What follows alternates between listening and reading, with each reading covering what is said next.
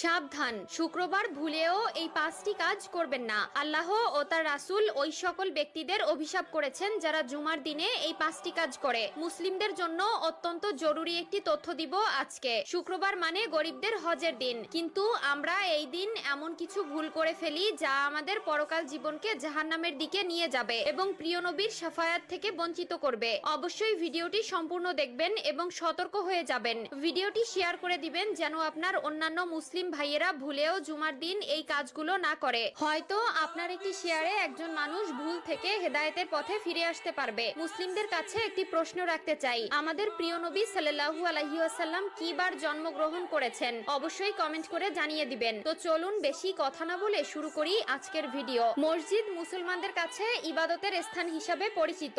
এরপরও আমরা মসজিদে এমন কিছু কাজ করে থাকি যা মসজিদের পবিত্রতা নষ্ট করে। তাই মসজিদের পবিত্রতা